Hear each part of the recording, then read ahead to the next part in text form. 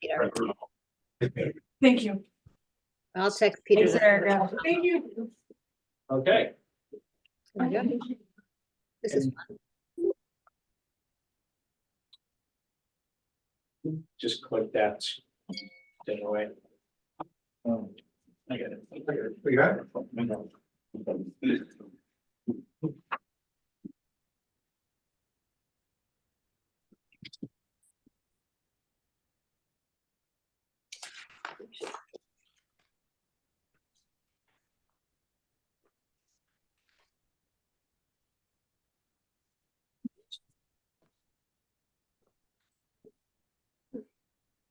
Okay, the time is 4:04, and I'm calling to order this meeting of February 8th, 2024 of the County Finance Review Committee.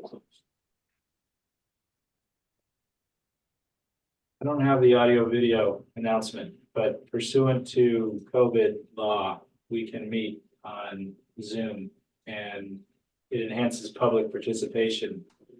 And if you haven't heard it before, there are dozens and dozens of meetings on the town's YouTube channel. You can get the full text. You actually don't need it for hybrid meetings, Stephen. Well, it's on the agenda, so we stick to the agenda of the County Finance Review Committee. This is the county committee, right? Okay, item number 3, approval of the agenda. May I have approval of this So moved. lengthy agenda? Second. Thank you. And now we have review and discussion of fiscal year 2025 county budget. And Brian Turbot, I assume you will take us through that, please. I will. Thank you, Mr. Chair. So we're here to briefly to go over the county budget, which was presented to the county commissioners on January 31st. Just as a reminder, the agencies that make up the county are county administration, and then the Registry of Deeds office, which has administration and deeds excise in it. Next slide, please, Maria. Thank you.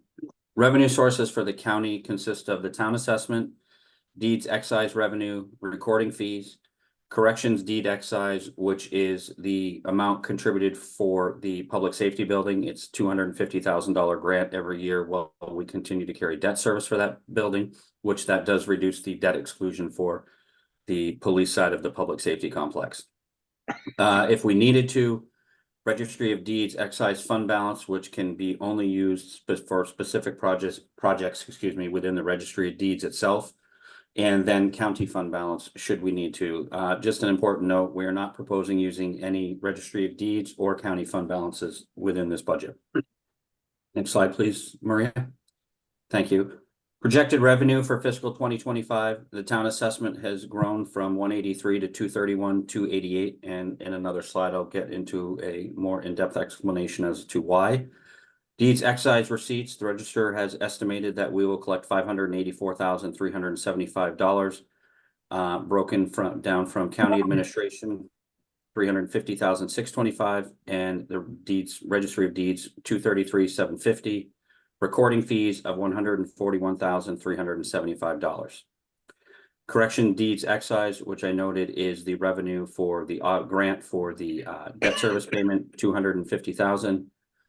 If everything goes according to plan, we would have projected revenue of $1,207,038. Next slide, please. So within the county, there's what's known as the county funding requirement, also known as the maintenance of effort. By law, the county must provide a certain amount of non-deeds excise revenue to the registry every year. The amount increases by 2.5% per year. The fiscal 25 county funding requirement is to the registry is $372,663. That is derived from subtracting what we estimate for recording fees from this $372,663, which then will generate what the town assessment is, which leads. So since we were projecting 141,500 in recording fees, the difference is the 231,000 that the town owes this year. I would note that last year the assessment was 183. The main driver of the difference is because we're still in an uncertain mortgage rate environment right now. There's been less refinances, which in past years has significantly increased the amount of recording fees that were generated. So the registrar believes that 141,500 is a comfortable number that they will be able to attain this year, based on where we're currently at in the financial picture. So we're not estimating as many recording fees this year. Next slide, please. Projected expenses. County administration has remained the same at $258,984. It's important to note that there are no employees funded through the county. The only expenses are legal and professional services mostly related to legal services for county roads and other various legal matters of that nature. The Registry of Deeds is where the 3 full-time employees reside, and where they do have administrative expenses and then any special projects that they need to undertake. So we're projecting $593,247 for the Registry of Deeds operation. We're also projecting on the expense side, the $250,000 grant. All told, total projected expenses of $1,102,231. Next slide, please. So this slide is simply a comparison from fiscal 24 to the current projection of 25. As you'll see from fiscal 24 to 25, as I noted, county administration budget actually increased by $20. Payroll for Registry of Deeds has increased from $449,170 to $491,10. That is a reflection on the currently approved laborers union contract, of which there are 2 members in the registry, as well as the comp and class study increase for the registrar. Operating expenses are going from $53,910 to $57,237. Small changes in they do have a storage facility that they rent, so there's a small change and increase in that. All told, going from fiscal 24 budget of $503,080 to $548,247. The Deeds Excise has no payroll. They just have some related projects that may have to be undertaken, and they do pay for rent into the town. $44,500, small increase to $45,000. I have to move my display of people here. Last year, $547,580 for the fiscal 24 budget for the Registry of Deeds. Fiscal 25, $593,247 for the operations. The $250,000 for the debt service remains the same from fiscal 24 to 25. So again, all told, fiscal 25 budget, $1,102,231. Next slide, please. I think that might actually be the end. And that is the end of the presentation for the county. Okay, thank you, Brian. Members of the committee, any questions about the budget? I can't see any hands, so if you're in TV land, you're gonna have to speak up if you'd like to say anything. Okay, hearing nothing, assuming everybody's off mute, who wants to speak? I'm gonna close discussion on the fiscal year 2025 county budget. What's the pleasure of the committee? Make a motion to accept. Adopt. Thank you, Peter. Second. Second from Jill. Thank you. And I can't see everyone, so I'm just gonna have to guess who's out there. Denise, I can see you on the motion to adopt the county budget. Aye. Thank you. Jeremy? Aye. Steve and Joe Wright and Joanna are both on the meeting as well, just to let you know. Thank you. Joe Wright, aye. Thank you, Joe. Joanna?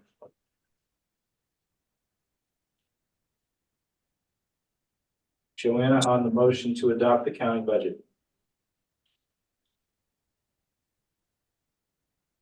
Okay, Peter? Aye. Okay, Rob? Aye. Chris? Aye. Jill? Aye.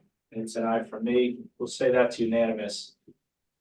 Unless Joanna corrects the minutes otherwise. Thank you, everyone. Thank Thank you. Thanks, Brian. Is there any other business coming before the County Finance Review Committee?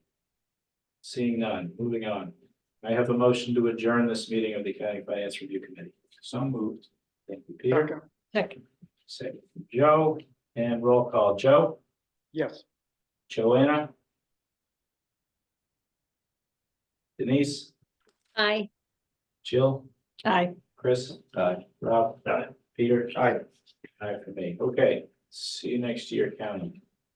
Bunch. You, And now, Mr. Chair, you forgot Jeremy Bloomer, who's remote as well, just. Jeremy, thank you. I'm sorry. We really Aye. can't see anybody on the screen here. We rely a lot on owls to run the county.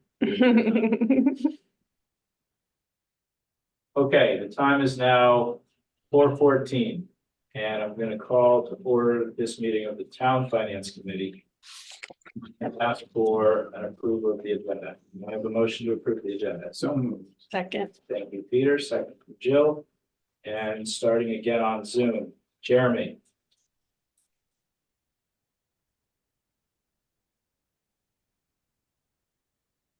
I need everybody to approve.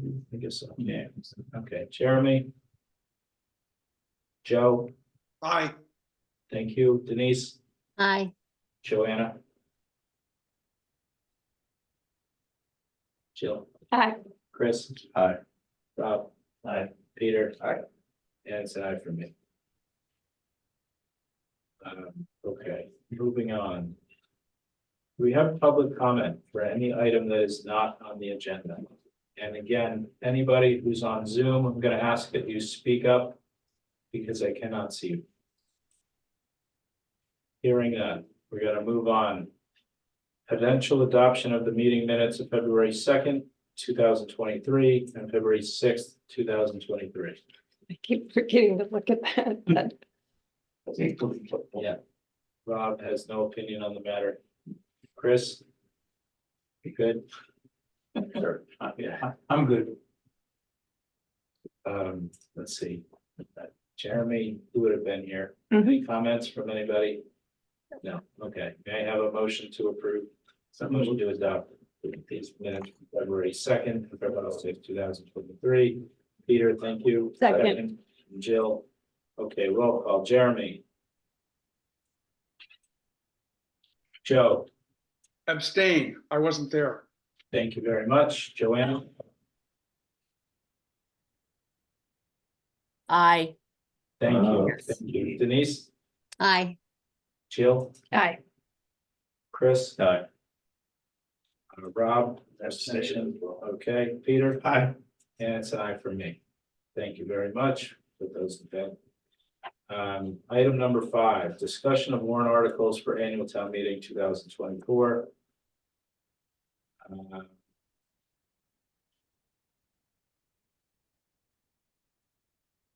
These are all things. So Mr. Chair, before you have Article 27, which is the county assessment, which we took the county review board through. The assessment for fiscal 2025 is $231,288, which we have provided the motion recommending that you raise and appropriate that from fiscal 25 tax levy and other general revenues in the town. Thank you. So what the county review committee, the county finance review committee just adopted that. Now you're looking for the town finance committee to move that town meeting would adopt this article. Is that right? That's correct. So that we can fund the county requirement. Okay. Is there any discussion on this? No. Okay. May I have a motion, please? Motion to approve. Thank you, Second. Chris. Second, from Jill. Roll call starting with Jeremy. Aye. Thank you. Joe, Aye. Joanna, Aye. thank you. Denise, Aye. Jill, Aye. Chris. Aye. Rob. Aye. Peter. Aye. And it's an aye for me. That's unanimous. Similar, similar issue with Article 28. This is the fiscal year 2025 county budget, which was just reviewed and adopted by the County Finance Review Committee. If you remember, They did a good job looking over that. I don't trust Like, quite a team. It's really good. May I have a motion on Article 28, then, please? Move approval. Second, Chris. It Peter, says to take second. no action. Right, this article, Mr. Chair, would only be necessary if there was a disagreement between the county commissioners and the county review board in the adoption of the budget. And since that was approved by both bodies and the assessment was approved, there is no need to take any action or no need for any action on this article. I withdraw my motion to approve. I withdraw my second. Take no action. Okay, how about you make a motion to adopt the motion as written? Put it back up. Can, It's moved to take no action. who's controlling the screen? Can we, Maria, thank you. Move to take no action. Move to take no Yeah, action. my, Yes. my motion is to That- take no action. That's what I thought you were doing the whole time. Yeah, Yeah. thank you, Chris. Okay, Peter seconded. Okay, roll call, starting with Jeremy, please. To take no action. To take no action, yes. Aye. Thank you. Joe, Aye. Joanna, Aye. Denise, And Stephen, I'm taking notes as to what all the votes have been, so you don't have to do that. You can just thank you. That's good news. Well, that's huge. continue to Yeah. run the meeting. Thank you, Denise. You're welcome. Jill, Aye. Chris, aye. Rob, aye. Peter, aye. And so aye for me, unanimous, please. Let's see. So, Mr. Chair, this is Article 30, which is an appropriation from the other post-employment benefits trust fund. And if the committee remembers on the Saturday meeting in January, we did kind of take them through what we were going to recommend. So we are recommending that $500,000 be appropriated from the fiscal 2025 tax levy and other general revenues. And that $500,000 be transferred from the certified free cash in the treasury of the town to be deposited by the treasurer into the other post-employment benefits trust fund for a total contribution this year of $1 million. And this remains consistent with the $500,000 annual appropriation from Raise and Appropriate. And as we've been able to, we've tried to supplement that with free cash allocations when we can. And this year we felt it was appropriate to do that with the level of free cash that we had. Thank you, Brian. And just briefly, can you describe for us the balance and what our outstanding obligation is? The balance in the fund, I believe, is approximately almost $7 million right now. The unfunded liability is right around 100 million, or give or take, depending on what medical rate inflation is. And just for everybody's understanding on the committee, this obligation is the estimated cost for all for the benefits of health insurance to provide for retirees and dependents that would be eligible upon retirement. So it's a rather large number. Many communities across the Commonwealth are grappling with the sheer enormity of the size of the number for their respective communities.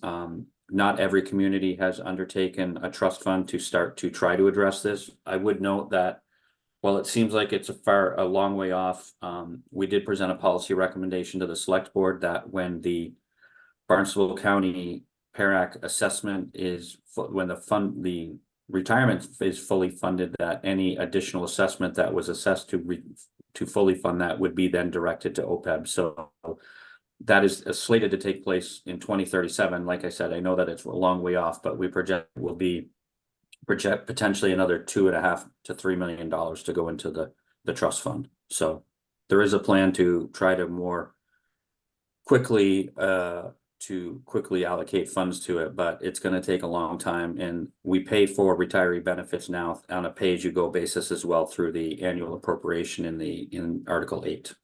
Okay, thank you, So, Peter. Brian, Yes. Jeremy, I'm going to Peter first, and then we'll go to I'm you. sorry. Thank you.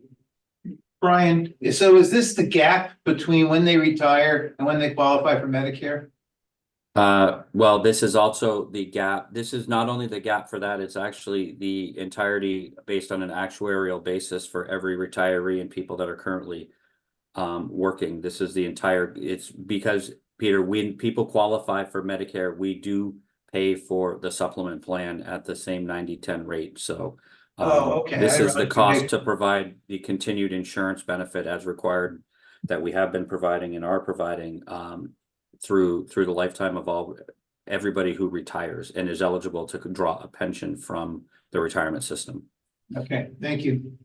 You're welcome.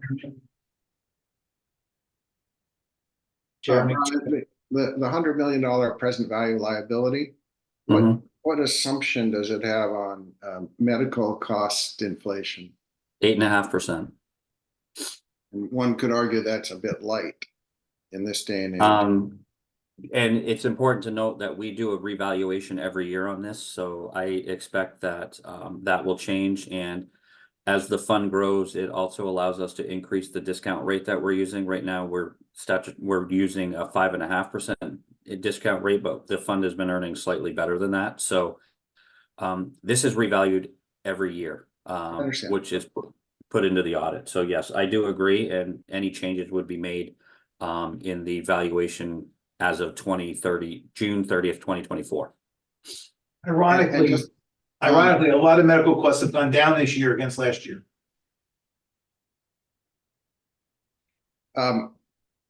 Okay, so away from that question, the 100 million present value, there's a fund of 7 million at the moment. How much are we adding to that fund every year in addition to what the town pays as it goes out along? Whatever the investment income into, I don't know how much we added in investment income last in 23 off the top of my head, but I can get that for the committee. But the minimum add every year, Jeremy, is the starting point is the 500,000. Okay, so we have a $7 million fund that we add at least $500,000 a year. Plus investment earnings, yes, correct. Plus investment earnings. And the town presently pays whatever is required for medical every year, right? Correct. So how do we square those two things with $100 million present value liability? Well, we What's the would need correct to way? we would need to find an annual retired contribution amount of about another $6.5 to $7 million in the budget, or do something creative like a debt exclusion or something. But I think that we're in the same boat as many of the other communities that are continuing to pay as you go through the general appropriation and trying to fund a trust fund. And many communities have done the same thing that I recommended to the select board when their pensions are fully funded. The reduction in assessment, that delta is expected or has been a policy decision to attempt to put that into this OPEB trust fund to start to contribute more to it. Those are really only our options. I understand. I'll just make the point that I remember 25 years ago when all of a sudden in the corporate world, people started to be aware of the true impact of these liabilities. And it caused all kinds of havoc. It certainly does. And we face those same, we face that same havoc in a little bit different way, but it's certainly something that we're paying attention to. Okay, but the short version is today, roughly 6 to 7 million a year is being paid through the operating fund of the town. It's probably closer to 4 or 5.5 million. The annual required contribution to fully fund OPEB liability would require a contribution of 7.5 million a year. So we would be paying.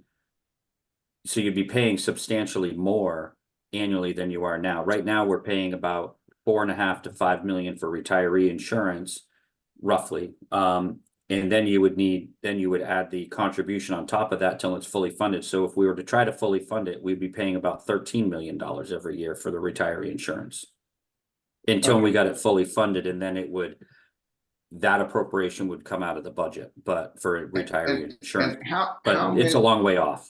I understand. Brian, how many years can everything sort of continue along before the town has to make a hard decision on cash to fund this, completely? I don't actually, I mean, there's no real clamoring from the investment community for towns to have this OPEB fully funded. So I don't see a point where we're gonna be faced with a critical decision of that in the near term, 5 to 10 years. I just don't think that I think it's more of a recognition that it exists. I think that the biggest concern would be the investment community trying to force us into it somehow. Much like what happened with, in the private sector, right? I mean, when everybody, started to have to deal with it because it was on your balance sheet and, it became a bigger concern and a bigger decision point. And it's not on the general fund balance sheet. It's not obligated to be under GAAP and GASB. So it's a note that we present to the investment community, and we're aware of it and they know what we're doing. And I don't think there's that collision point that you're talking about in the near future. I understand. Thank you. You're welcome. You, going to Joe? We have a pension liability as well that's unfunded, correct? Correct, but that is on a schedule, Joe, and it will be fully funded by the year, I believe it's 2037, but it might be 2038. But that schedule was created about 10 years ago, I think it was, and that schedule was adopted by all the communities across the state in conjunction with PERAC, which is the the retirement system commission, and we are on pace and we don't expect a deviation from that. As a matter of, I believe it was actually in the Pension Reform Act that it had to be funded within a certain time, and 2038 is the year it has to be done. Thank you very much. Brian, thank you. Any other questions from the committee? Okay, seeing none, I'll ask for a motion on Article 30. So we have a motion in front of us. Move as written for Article 30. Thank you, Chris. Second, Peter. Roll call, starting with Jeremy. Aye. Joanna.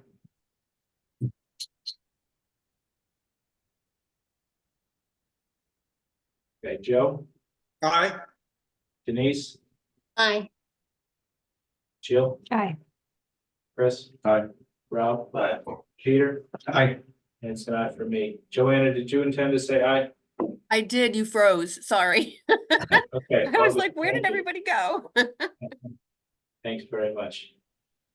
Okay, moving on to Article 31. The senior workout program. Brian, what's the size of the senior workout program? Mr. Chair, it's very small. I think that it is, I think there was only 2 participants last year, which was the first year, I think, since COVID and everything had been part of our world that we started it back up. I expect that departments will start to utilize it more, and I think that we'll have more seniors be willing to participate now that we're in a slightly different environment. So typically, though, it's probably been a max of 10 people annually. Okay, and then any of these monies that are not expended in this program fall to free cash, is that right?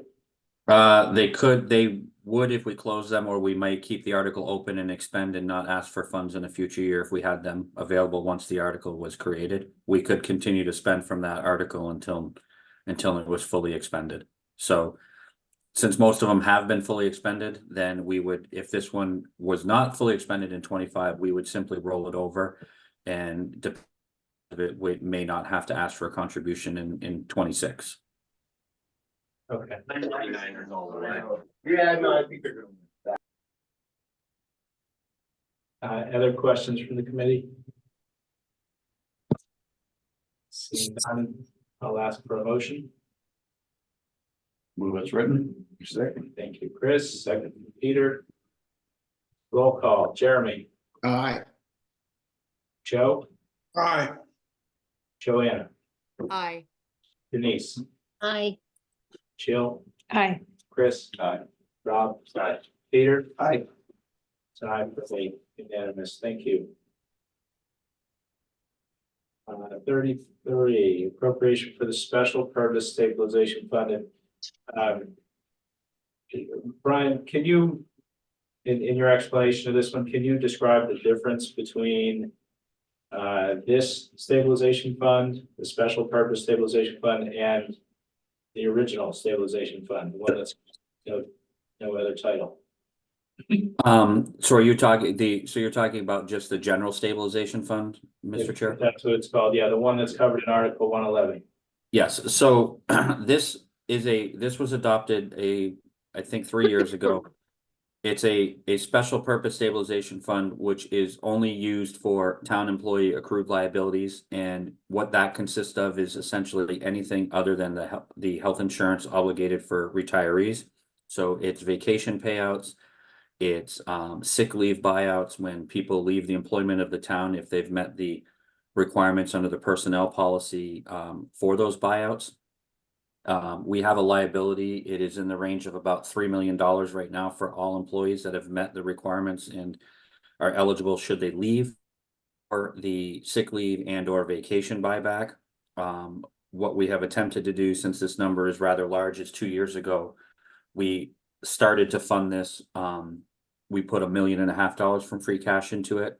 Again, given that this year the free cash was at just about right around 22 million, I discussed this with the town manager, and she agreed that it would be appropriate to put another $750,000 into this to try to alleviate the burden of on the general fund itself. So what happens currently when somebody retires or leaves and is eligible for these buyouts?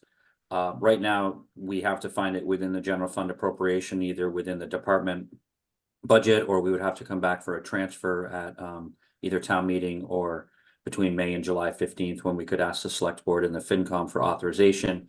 And this is a way, as we get closer to a larger group of employees retiring, to take stress off the budget itself by having the ability to utilize this fund to pay those payments out to people either leaving or retiring. It's different from the general purpose stabilization fund, in so much as this has a limitation that it can only be used for employee accrued leave buybacks or payouts as required. The general purpose stabilization fund can be used for any general lawful purpose in the general fund budget. So that's the distinction between the two. And when we made the decision to do this 2 years ago, given the size of the liability, that we felt that with the amount of retirees potentially coming in the next, I'll say 5 to 7 years, that it would be good to start focusing on potentially setting aside money to address that, rather than put significant stress on the general fund itself. And we've been fortunate with free cash being where it is, that we've been able to make if this were to be approved at town meeting with almost $2.2 million in it, it's a substantial dent in that potential liability. Thank you. And why are town employees covered and school department employees not covered by this one? That's the way it was done in the very beginning, and I'm not exactly sure what the rationale that we did that for. It doesn't also include any of the enterprise funds that exist either, so. So any liabilities in the school department or any of the enterprise funds, those are not covered by any stabilization fund, right? That is correct. I believe that we will be focusing next probably on the water company and the sewer department with the size of their retained earnings and potentially starting these. If you recall, I believe it's Article 32, if I'm not mistaken, Mr. Chair, we did work on addressing this with the airport, and they did create one themselves. So we're beginning the process of working with everybody to identify, and then ultimately we'll be hopefully setting these up for everybody to address these. How would that work for the school, which, as I understand it, is generally very low revenue? Well, we would probably have to do the same thing and ultimately work with them, and I suppose make a recommendation from free cash in future years to deal with it. Any idea what the size of that liability is? Right off my fingertips, I don't, Mr. Chair, but I can get back to you. I do have it from last year as part of the audit, and I will be happy to send it to the committee. I just didn't bring it with me. I apologize for that. No, couldn't have anticipated that, I suppose. Thank you, Brian. Jeremy? Brian, it sounds as if you're just trying to even out the cash flow payments to an expected future large amount, or larger than historical amount. There's a cow going through the snake, basically. And you're trying to even it out, if I understand it correctly. Well, we are trying to even it out, but I think we're more trying trying to do, Jeremy, and it's a great question and observation, is what we're more trying to do is not have to make a choice between a large amount of payouts for people potentially retiring in a fiscal year versus the services that we're trying to provide, right? Because ultimately, if we have 5 employees with extremely large payouts, and let's just say for discussion's sake, it cost us $150,000 or $200,000, and we don't have this fund, then we have to find that in the general fund, and inevitably that probably would eat into how we're funding things, and we would be forced into making those tough decisions. And like I said, over the last few years with free cash being where it is, we thought that this was an appropriate way to smooth that out. So another way of thinking about it is in municipal accounting land, there is a cash basis for calculating this liability as Mhm. opposed to an accrual basis through the life of an employee's work. Yeah, I suppose you could look at it like that. I mean, this is, yes, that's probably a fair assumption. Okay. Other questions from the committee? Okay. Is there a motion? So moved. Motion to accept as written. Okay. Second. Thank you, Peter. Second for Chris. Any discussion on that motion? Seeing none. Roll call. Jeremy, Aye. Joanna, Aye. Joe, Aye. Denise, Aye. Jill, Aye. Chris. Aye. Rob. Aye. Peter. Aye. And so for me. Thank you. Article 111, the general stabilization fund. So thank you, Mr. Chair. So Article 111 is appropriation into stabilization funds. You'll see in the motion that we are recommending, and I think we did mention this to the committee on the January 27th meeting as well. We are recommending $1 million from free cash in the treasury be deposited into the stabilization fund, which is the general stabilization fund, which can be used for a much larger range of purposes. And that $1 million from free cash be deposited into the capital project stabilization fund. We're attempting to also build up a capital project stabilization fund to help in if we run into years where we don't have as much free cash or revenues don't appear that they're going to be as robust, as a way to, potentially for some smaller items, not need to do borrowings and be able to pay for them out of this. But right now, we're just kind of moving money into it. It will have about a little over $4 million in it once this is there. And the general fund stabilization, general stabilization, I believe will have over just about $8 million in it, which could be used as a buffer. As an example, the state announced today that for January, they were $236 million below their already dimmer projections for revenue for January. And in 2008, they did what the governor enacted, what was known as 9C cuts, and actually cut local aid to the communities. So we are trying to realistically provide a source of funding potentially that could mitigate those changes if we were to face some downturn in revenues or something, and be able to provide the level of services as we navigated through it without having to dramatically impact employees or the services we provide. It's very short term. The way the policy is written is we can dip into it, but if we do, then before we go back and withdraw more money, we have to have put back the money that we already withdrew as a way to not always rely on this as the stopgap. So we feel this is an appropriate use of the $2 million in free cash as a way to continue to set aside funds to help mitigate any future unknowns that we can't anticipate. Okay, thank you, Brian. Chris? Brian, what's the distinction between the uses of this and Article 5?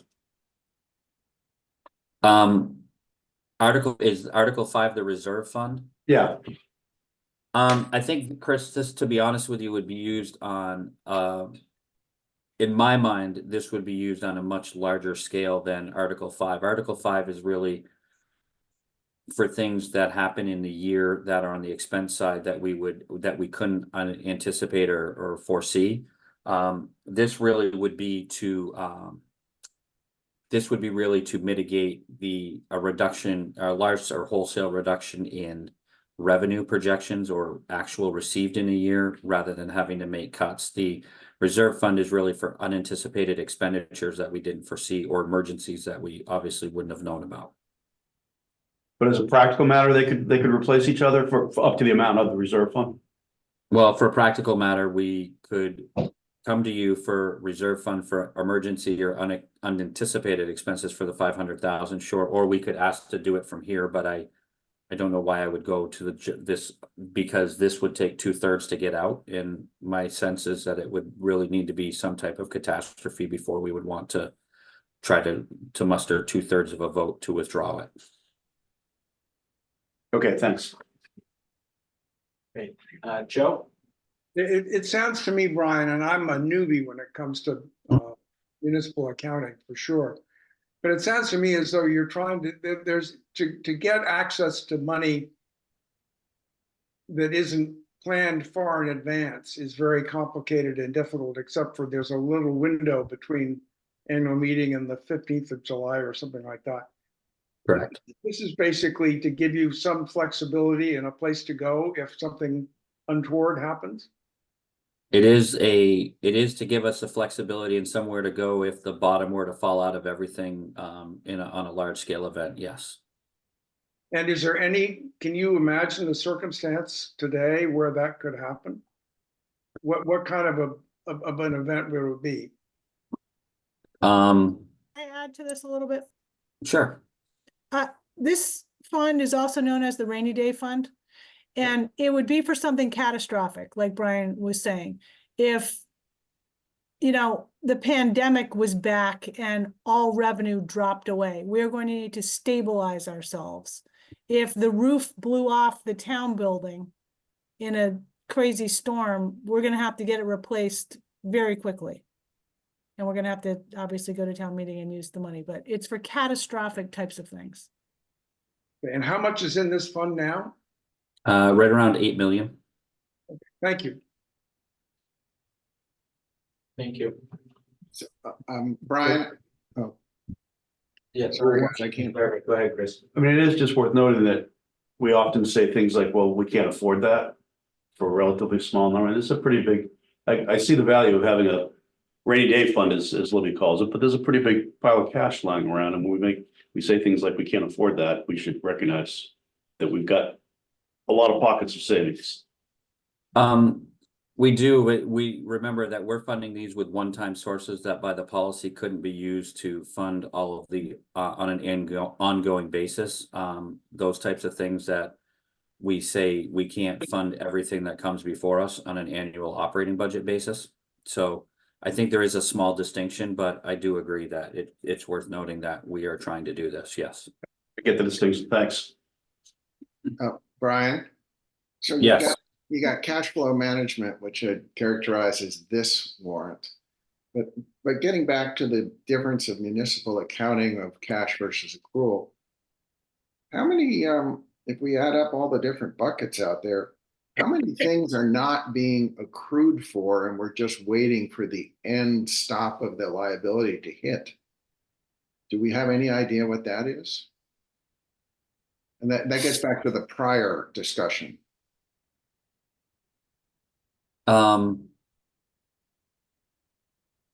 Maybe I didn't ask it clearly. No, you did. I'm just trying to think about the best way to answer the question, Jeremy. I'd have to go through because most of the liabilities that we know about that we are covering or accruing for and doing calculations for those estimates being either OPEB, pension, the accrued liability for vacation, sick leave buybacks. I don't know that there's a lot of other liabilities that we're not accruing for, to be honest with you, on the balance sheet or in a stabilization account, which ends up on the balance sheet in equity. So I'd have to go back through and look at it all, to be quite honest with you. Okay. But it's a good question, and I'll come back to you with an answer at a subsequent meeting. Brian? Yes, Mr. Chair. I was just saying thank you. Oh, okay, I'm sorry.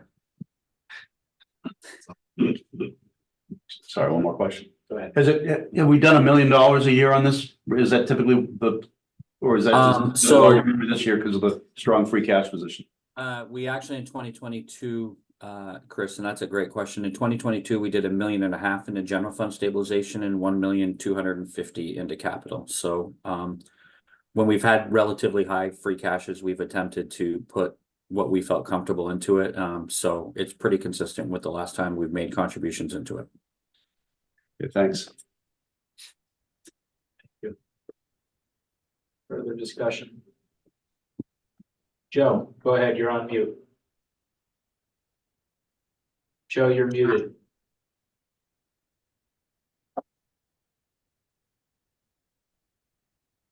Hope you have it, and you muted again. There you go. Where are these funds invested? We actually, they're invested, so municipal investing is a little different than you're probably used to, Joe, is that. You can do this offline. I'll, No, that's fine. I can tell you that these are all invested in, there's 31 legal lists of stocks that that we're allowed as a municipality to invest in. And they're either then invested in those or they're invested in treasuries. do those stocks include the likes of Meta and Amazon and? That has not been updated in a long time, Joe, so I don't think that those are necessarily on it, but they're basically a lot of the blue chip stocks that they're eligible. Okay, thank you. You're welcome. Let's see. Yeah. Okay, thank you. Seeing no further discussion, I'll ask for a motion on Article 111, please. Motion to accept as written. Okay, thank you, Peter. Second, Second from Jeremy. Any discussion on that? Seeing none. Jeremy, we'll start with you on the roll call, please. aye. Joe, Aye. Joanna, Aye. Denise, Aye. Jill, Aye. Chris, Aye. Rob, aye. Peter, Aye. and it's an aye from me.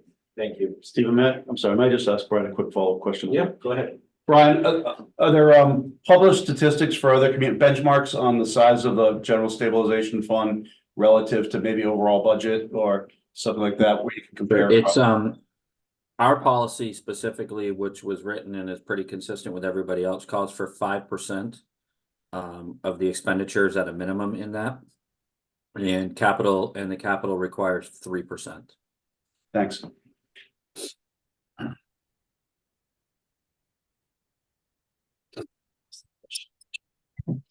Okay, Article 112, appropriation free cash. Brian, This article would allow us to use free cash to offset the tax rate, which we do through other means by you doing one-time appropriations into various articles as well as capital.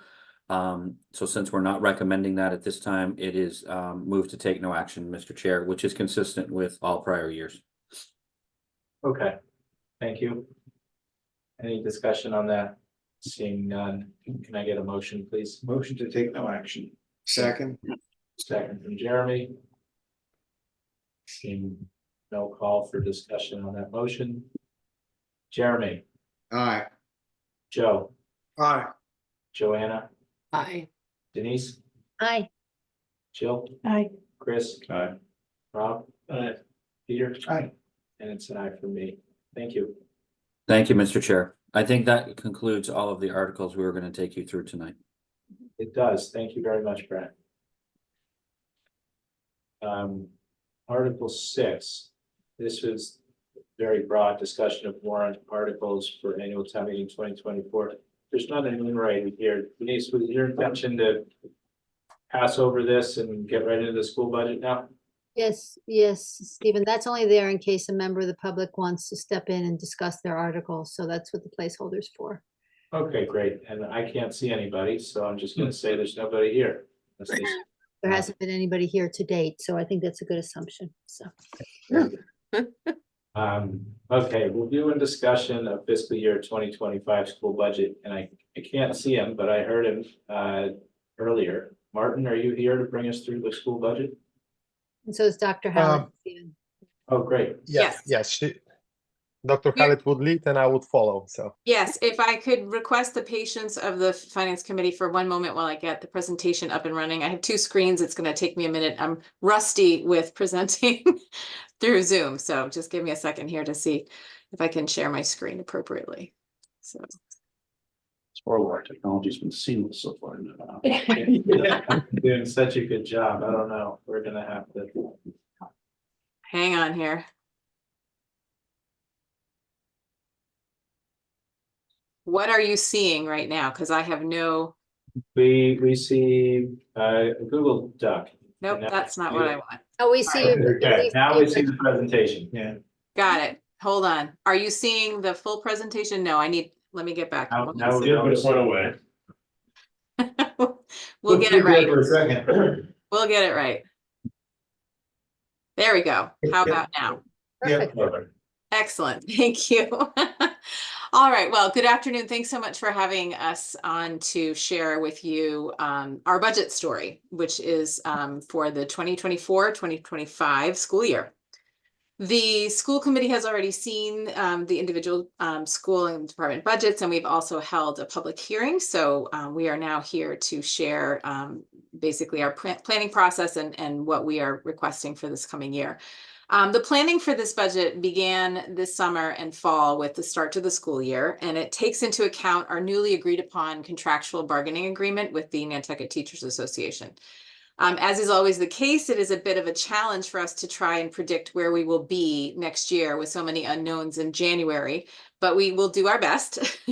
And we do hope that the presentation can provide an accurate and clear account of where we are now and where we hope to be for the next school year. And just a reminder, every discussion and decision that we make as a district leadership team and with the school committee has been made with keeping our students at the center. All right, moving on. Are you seeing the second slide? No. Now you are. There we go. Okay, things are a bit slow. My apologies. So this is a slide that shows enrollment over from 2011 to 2025. So, I mean, about 15 years, so to speak. The cost of living and available housing is definitely the most the most effective part of it's what affects the enrollment most. As enrollment changes, we have to be prepared to accommodate all of the needs of our students. And as we see our enrollment changing and growing, we definitely have to consider the enrollment needs of students such as English learners and special education students and out of district tuitions.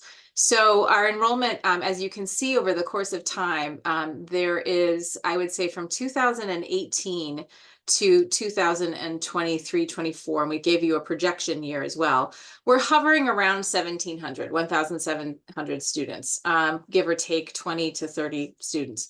That's a pretty stable amount. Of course, we know that with more available housing that comes up, with the cost of living either increasing or decreasing, this could be really different. We assume that we will gain more students than we currently have. Our most recent enrollment is about 1,707. I presented at school committee on Tuesday, and that's the number sticking in my head. So we will see an increase potentially over the course of the rest of this year, but also for next year, we assume that that is the case. You'll notice if you look carefully, we are seeing a bubble go through the high school. So you'll look at our high school numbers, which is the purple line. And that is the group of students that where the intermediate school was built, because we had a large number that came to our district or were part of our district. And so we needed to build that school. So the high school is a bit tight right now, but we do see some relief in the future with our student numbers in future classes going down a little bit. Again, that could change from year to year, so we never know how that's going to go. All right, next. So this slide shows historical enrollment by grade over the last 20 years. You will definitely see significant growth between 2012 and 2018.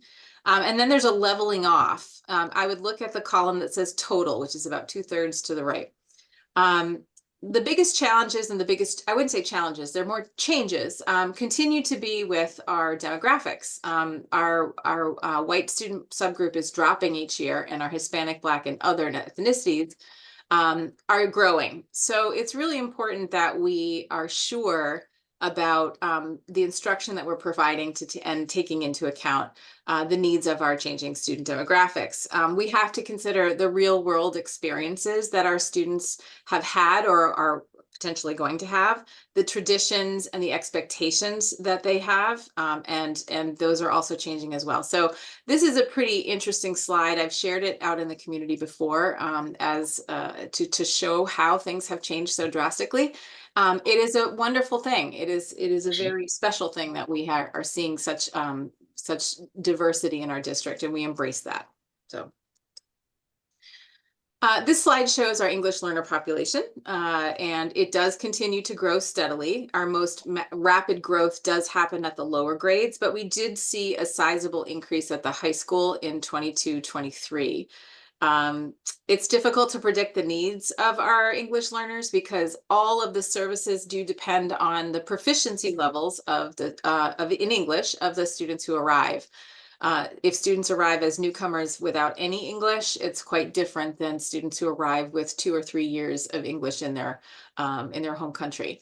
The budget has to reflect the increases since it is important that sheltering English in the general education classroom is a key to the success of our students. They have not only classes where they are either pulled out for English learner services or it is part of their schedule, especially at the upper grades, but also they're in their mainstream classroom with their peers for a good portion of the day. So we have to make sure that we have professional development in place for the teachers who are working with these populations. And as they continue to grow, so does the need for making sure our teachers are trained and prepared for differentiating their instruction for these students. And now we see the special education population, again, over about 14 years. Our special education population is also steadily growing. We are always looking to make every effort to address the instructional differences at the tier 1, which we call the general education level, to provide a least restrictive environment for our students who have special learning needs. And we do this through the multi-tiered system of support process at each school. And so that helps us to understand the needs of each student and how in the regular classroom those are addressed. That said, we still have to consider our students who are more challenged and need additional instructional support beyond what the general education classroom can provide. And as we know, students can come to the district with significant need. We recently had a student arrive with us who has very significant medical needs, and that is an out-of-district cost to us. And for that, we are expected to fund that placement, and it can be upwards of $250,000 to $300,000 per year. So that is an expectation that the school deals with on a yearly basis. Beth, Yes, can you go back to that slide for a second? sure. What would be a normal school district's percentage of special education?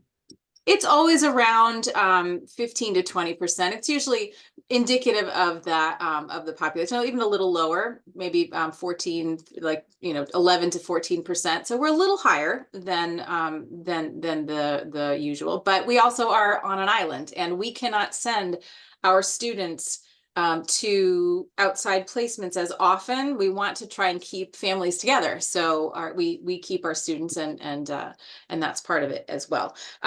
It is really dependent each year as to what happens, but we're a little bit over the average, but not significantly. And that 250,000 potential that you could pay for a special situation, do we get any of that back from the government? We do. We have a circuit breaker, which is funding from the government that covers a portion of our out-of-district needs. And we also do have federal government funds that come in our entitlement grants, which is a slide coming up in the very near future. Okay, great. Thank you. Sure. So our budget development is now Martin. Dr. Howell, I see one more question from Joanne. Sure. Hi.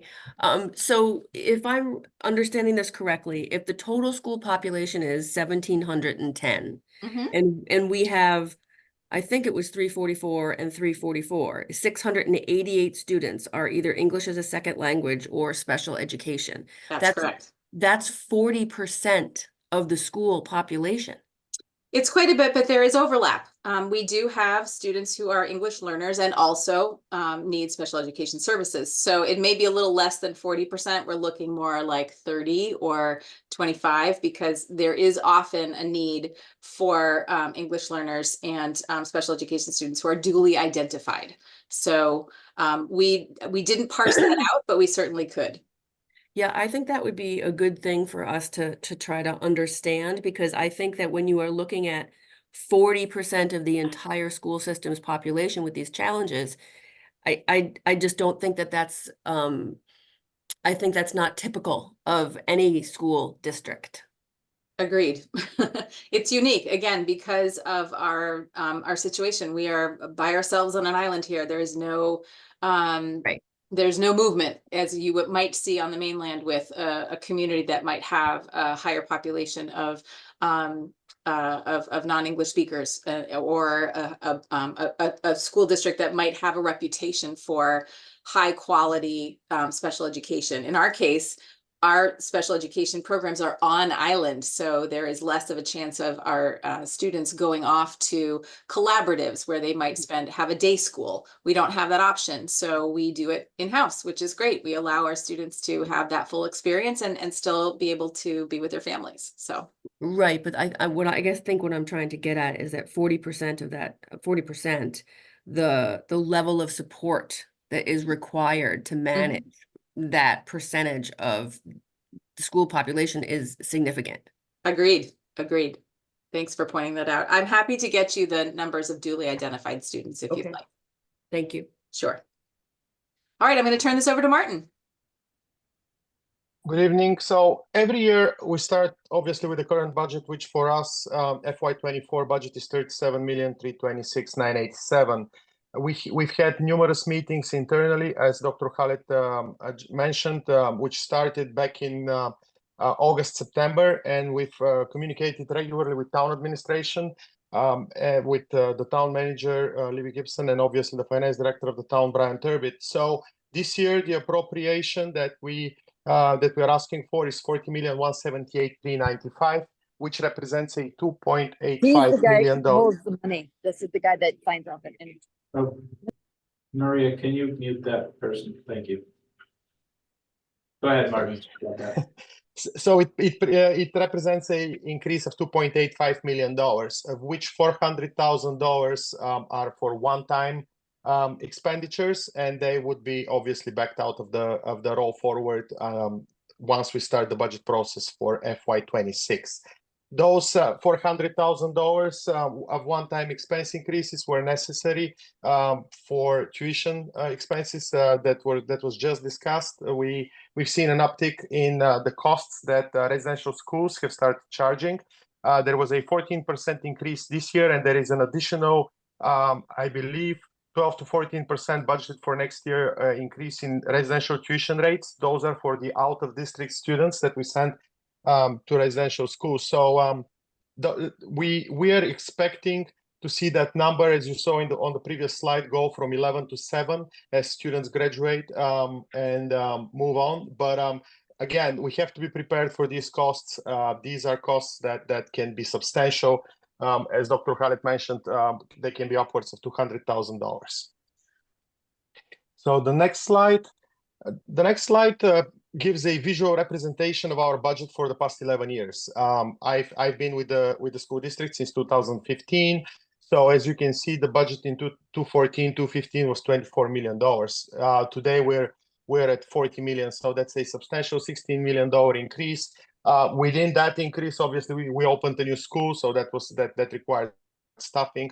But a lot of the increases have been contractual increases, as well as just the expansion of the programs for English language learners and the costs that are associated with special education students. And next slide. The per pupil expenditure, this is a slide that shows Nantucket compared to the state, the average state per pupil. The expenditure, we have stayed roughly $6,000 ahead of the costs that are average for the state. And this for the last available year, 21-22, these are official figures. It's roughly the difference of $6,700. We spend more obviously here due to our geographic location, as mentioned, higher costs of living, and the housing situation. So If I may share, Nantucket is ranked at 28th for the highest amount out of 316 districts, just to let you know that. That's 28 in the per spending per pupil. Yes, we are number 28, so high of the highest amount. So we are 28 out of 100 of 316 districts. We are the 28th spot. And what's the difference? Would you happen to know the difference in spending between us at 28 and the number one? I can find that out probably once I can get out of my screen, or Martin can take a look. It's not difficult, but I'm sure we can find the difference. Okay, thank you. I believe I can. Yes, I can probably find this. It will take me some time to format the spreadsheet, but I can answer that question. I can talk about chapter 70, which is the next while I search on my computer as well. Chapter 70 starts with. Martin, can I ask a question first? Yes, absolutely. This is Jeremy Bloomer. I'm afraid I can't figure out how to get my hand up on the computer, so I have to just ask. As I look at these numbers over the last decade, I see the cost per pupil is probably escalated 3% a year, maybe. And I know that inflation has been significantly above that. And I also see that you guys have had a tremendous mix shift with special needs increases in English as a second language increase. And I wondered, do you guys ever parse out these numbers to take a look at it? Because one could take a view that our actual spending on non-ESL and non-special needs on an inflation adjusted basis has decreased significantly. I can answer that. We definitely do look at our funding and look at at what we have. We are in a good place with the district, which I will be coming to later. We have had a lot of opportunity given to us through the ESSER grants that we're just about to share, the federal grants, and it has really helped us with general education expenses, curriculum changes, moving initiatives forward around increasing literacy and math achievement and growth, et cetera. So the funding that we use for special education and for English learners is we also have entitlement grants that provide funding specific to those two areas. So I wouldn't say that we are unbalanced in what we are offering and how we are spending our money for our general education students and our L and special education. But we have to be careful, and we do have some areas that we need to prepare for. So Martin mentioned earlier, which I'll bring back up again, we are increasing our by $400,000 in order to make sure that some of those increases to out-of-district tuitions are higher, and we can cover those. But in general, I would say we're pretty good at making sure that we're not unbalanced in how we're doing our spending. No, my question wasn't leading to we're spending too much in point A versus point B, not at all. But rather, just looking at these numbers, it almost seems as if for the core educational mission, on an inflation adjusted basis, we are spending less today than we were a decade ago. At least that's just what I see in the numbers. That could be the case. We would have to look at our, we also remember that a decade ago, we had a lot fewer students. So that is definitely, so we're spending, you're saying that we're spending more now. No, but just on a per student basis. Mm-hmm. I'm sorry, I'm just looking at the numbers. So. Okay. Okay, go on. Okay. I see, Denise, you have your hand up. Please go ahead. Thank you, Stephen. So I pulled up the Department of Education for Massachusetts. So to Peter Schaefer's question, the most total expenditures per pupil is 43,700, and that is Provincetown, Mhm. followed by Cambridge at 36,700, followed by Martha's Vineyard at 36,128. So There's just, quite a discrepancy between us and them. yeah, so that's just, Weird. this was a easy Google search while you were talking, so there you go. Thank you, Denise. Those are shocking numbers to me. Martin, can you verify that? Does Martha's Vineyard spend 90% more per student? Yes, but you have to also look at the total FTE pupils per district. Provincetown has 172 students, so that's basically a very small district. So that's why they are an outlier, in my opinion. Cambridge is number 2. They have 7,314 students, and yes, they are at $36,000. Martha's Vineyard seems to show 760 students only. So I think that it breaks. They have a regional, not a regional, but they have a charter school as well there. So I don't know, to be honest, the situation with them and how it breaks apart, because Oak Bluffs is shown as well with 497 spending more than us. So they're broken apart here, but they are the numbers that compare to us are Greater Lawrence Regional Vocational. It's 1657 total FTEs, and the other ones are smaller, except obviously Boston, 61,000 students. They spent 28,882.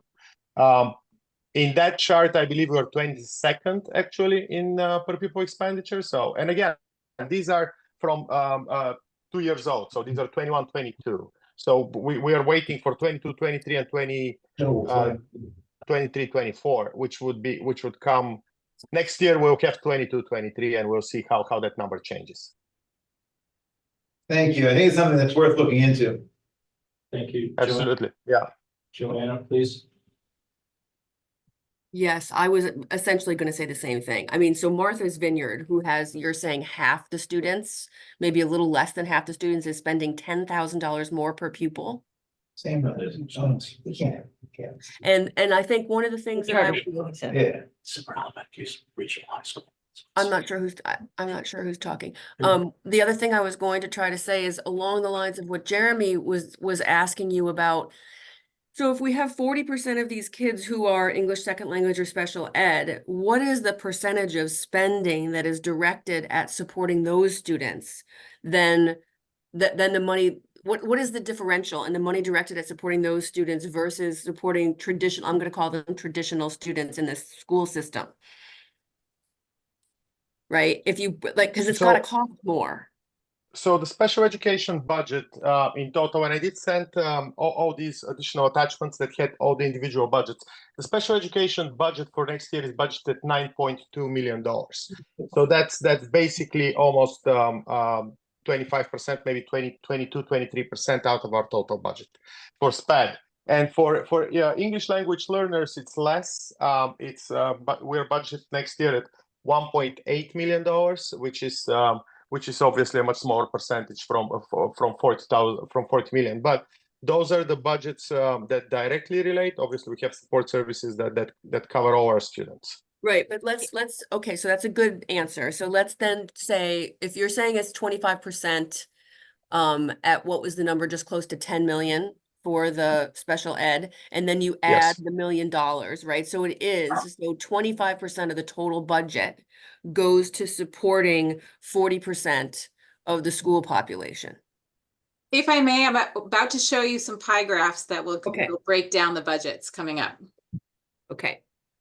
And also, just to clarify as well, the cost of administration, central office, which serves the whole district, obviously, those are positions and costs that are shared by the whole district. I'm strictly talking about special education and EL as defined as separate departments.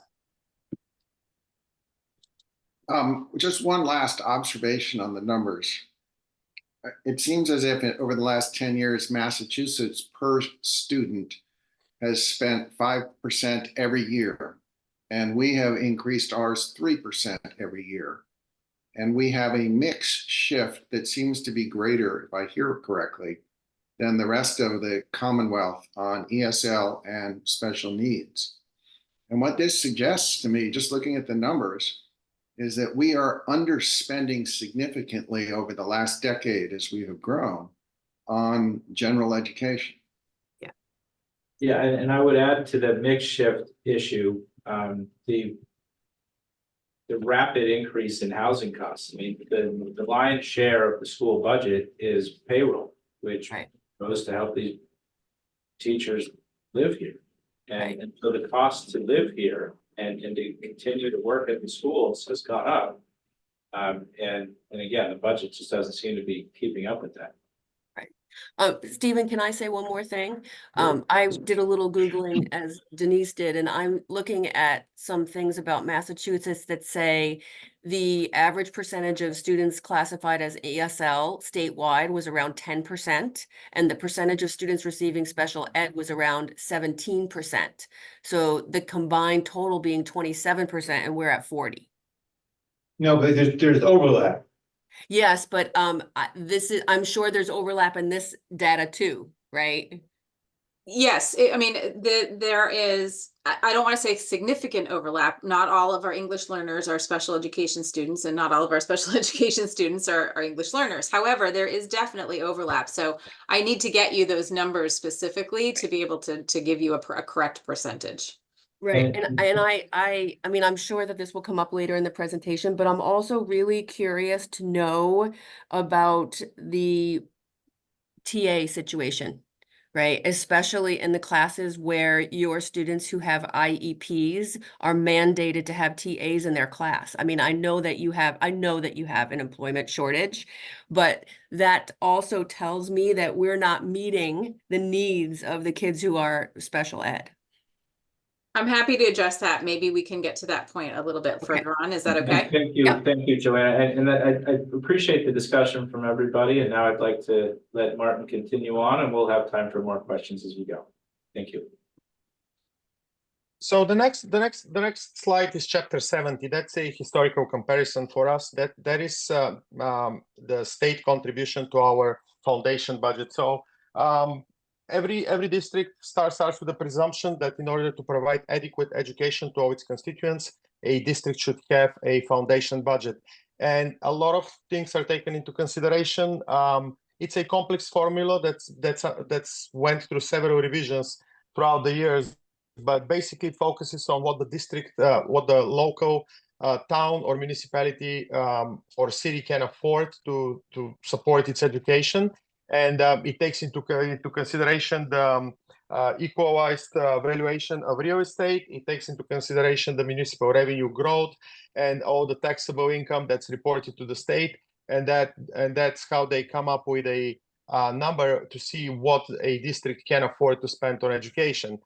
For Nantucket, the foundation budget for FY25 is at $25,503,740. So obviously we're getting $15 million more due to all the shared concerns and all the different costs that we incur as part of being an island community. And so the foundation budget, like I shared, is that of the foundation budget, the goal for the local revenue share is to be 82.5%, and Chapter 70 is supposed to supplement the additional 17.5%. So that's how these numbers are derived. The 4,463,154 is represents 17.5% of the 25,503,740, and required local contribution of 21,040,586. So that's what Chapter 70. This is, like I said, this has been an ongoing topic of discussion. This is a very preliminary number. I'm always hesitant to share 24-25. This is very preliminary, and as Brian shared earlier, there is a huge revenue shortfall for the state. So we don't know whether that would be the final number. The minimum amount that districts are getting are $30 per pupil.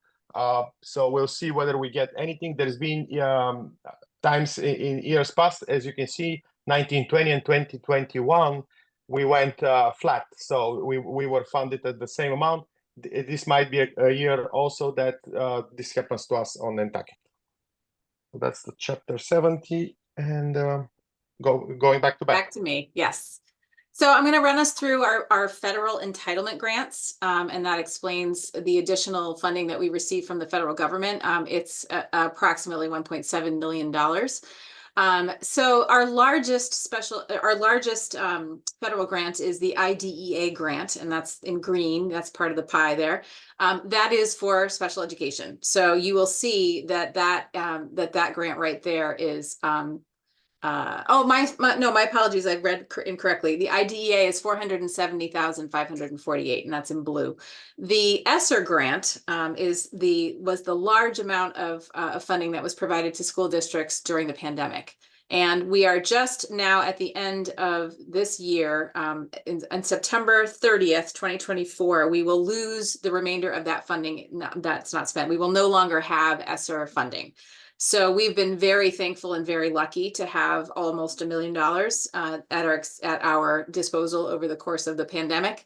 And we have used it wisely, and we definitely know that is coming. We've been planning for it to come. In a lot of districts, they call it the ESSER cliff, because they have spent their ESSER funding in different ways, and we've been strategically using it towards professional development for our teachers.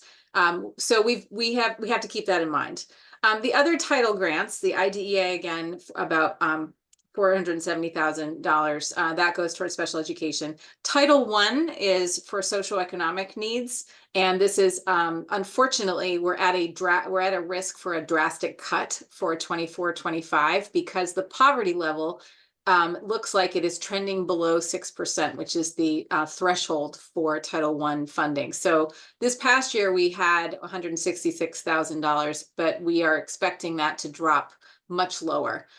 Because we are not, the census information that's being shared with the federal government shows that Nantucket doesn't need that much. So we disagree, but that is one of the issues that we have to deal with around how census information is gathered from Nantucket.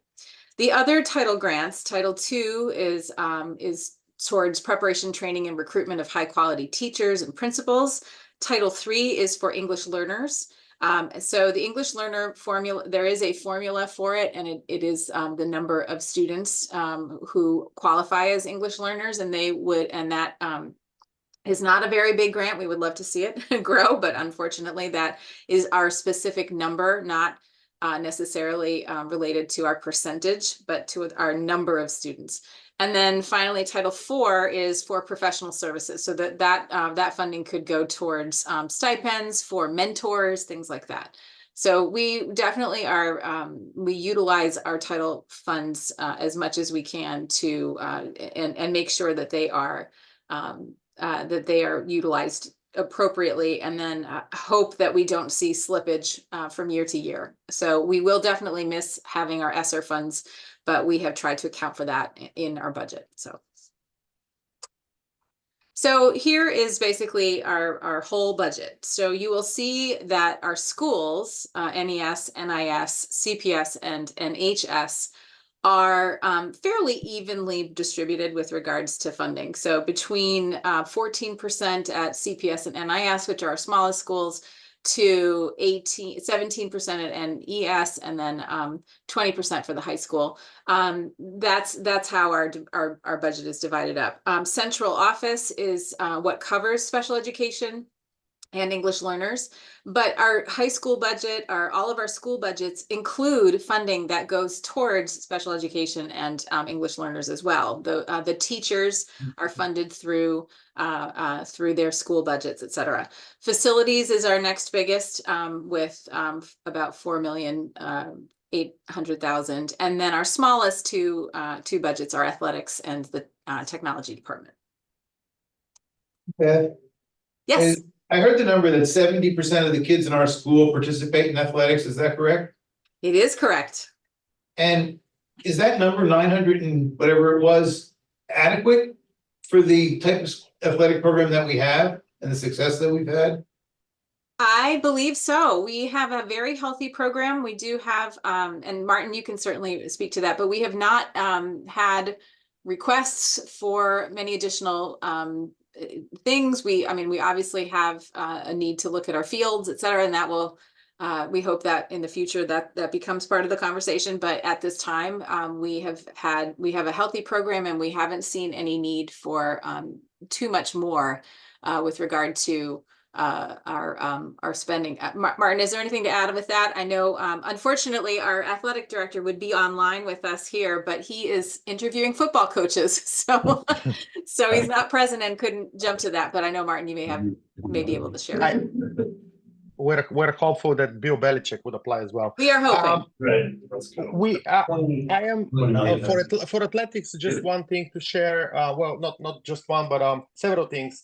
All the equipment and supplies for the athletic programs, whether it's uniform, helmets, any kind of equipment that we need, is purchased through a revolving account where all the fees go that we collect for athletes. So that generates usually yearly between $110,000 and $130,000, which additionally supplements the athletics budget. Obviously, this number you see here is just the operating budget. In addition, any kind of repairs to place like the swimming pool, whether it's any new repairs to our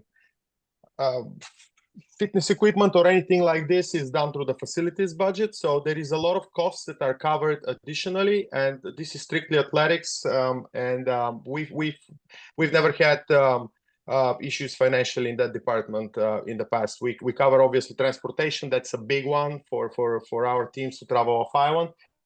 And like I mentioned, all the equipment, supplies, and any kind of uniforms is taken care of as well. Very good. Thank you. Martin, So just following up on Peter's question. Jeremy, hold on a second. Oh, sorry. There's a different version of this same chart in the document FY 2025 NIS budget. Of the chart that was on the previous slide. Yeah. There are the charts that you received as part of the individual budgets represent the current FY 24 budget. This is the projected FY 25 and how it would split. But the ones that you had individually for each school that you got was for FY 24. And they are apportioned on the basis of what they represent in the relation to the other departments and schools. Okay, all right, thanks. Jeremy? Yeah. Yeah, I was just following up on what Peter said, because last year I was also surprised at what I thought little was spent on sports. Of the 916 here, hundreds of thousands, what percentage or what part of that is for the coaches? And how does that break down between high school, middle school, and primary? I believe that a good portion of our of the coaching salaries come right out of this budget. So that's quite large. I don't know. I couldn't tell you specifically without getting off this presentation and digging into some of my documents, how what that looks like as a breakdown. But I can certainly tell you that in our teacher contract, we have the full stipend list for all of our athletics, and that will tell you quite a bit about the number of coaches that we have. So that's in our collective bargaining agreement with the teachers unit that holds all of the salary, the stipends for all of our athletics. So it's an interesting thing to see. It tells you exactly if we're looking at middle school sports, if we're looking at JV, if we're looking at varsity, and all of the different sports that have stipends attached to them. So it's pretty impressive. Yeah. So do you have a sense? Do you have a sense of how 2% of a budget for all sports relates to other school districts? That's a good question. I have not compared other districts' expenses. I would imagine that most school districts, like we do, have athletic revolvers and do collect fees. So my guess is you're not going to see you're not going to see percentages that are too much more. We also have a very healthy sports program. So it seems to be working for us in the way that we are able to fund our sports and our athletics program. So I can certainly get some of that information from other superintendents and from their budgets, and we can find out. But I would just be curious, and I'm not pushing back. It just, to me, is surprising that it's such a light number. I would have thought it would be much, much higher. That's all. I can address the question as far as how much we pay for stipends for middle school and high school. So for high school, we have budgeted for next year $310,000 for stipends, which include all the additional sports that we have added through the current teachers contract. And for the middle school, we have budgeted $38,000. So those are the numbers for coaching stipends specifically in the two schools. For the two schools for stipends. We've had a lot of conversations with the director of athletics about we've been lucky to get a lot of volunteers for coaching positions, but lately we have also talked to make some of these possibly paid positions nobody obviously does it for the money. The coaching stipends are nominal amounts, but it just represents our appreciation to the community. We see a lot of people that volunteer their time and effort to help us with the different sports. So that's I hope I covered that question, but if there is any follow-up, I can address that as well, as far as the breakdown of the budget. Thank you. back to you, Martin. So the NPS budget is the previous slide showed obviously the different schools and departments. This one is pretty simplistic. It just shows operating expense and payroll. Payroll has been literally eating the operating expense, as you can see from the picture. When I started, it was around 80-20 split. Now it's 83-17. I believe that's pretty normal, especially in light of the environment that we're operating in and the inflation that has been in the past 2 years. So like I said, this slide simply shows that we obviously monitor our operating expense budget closely, because that includes the tuition expense line item for the special education, that includes transportation, which we pay close to $800,000 to Cape Cod Collaborative a year for both the regular day transportation and the special needs. So there are substantial utilities expenses as well, and repair and maintenance budgets for each building. Now, we've been fortunate to have a new intermediate school that hasn't required much repair and maintenance in the past, but we're obviously entering year 7, and costs are starting to pile up there as well for repair and maintenance. So that's that slide, and this one is the community school revenue breakdown. You'll see that same slide included in the community school packet of the presentation they delivered to the school committee. We monitor this to just show an appreciation for all the local organizations that help support the community schools budget. You can see the top line of gifts and donations, how it has grown. I didn't have information about between 2002 and 2016, but when I started, we started tracking this down, because it's a substantial part of the community school budget. And as you can see, for FY25, we're budgeting $185,000 for gifts and donations. Participant fees have recovered. We did take a dip, obviously, in FY21, 22, but they've slowly recovered after COVID, as all the programs are going back to normal levels, and we're seeing increased participation rates. The appropriation, again, we're keeping at $600,000, same as FY24. This is a general fund subsidy that we negotiated with the town manager and the finance director. This helps us cover basically medical insurance costs for the community school employees, as well as some administrative salaries.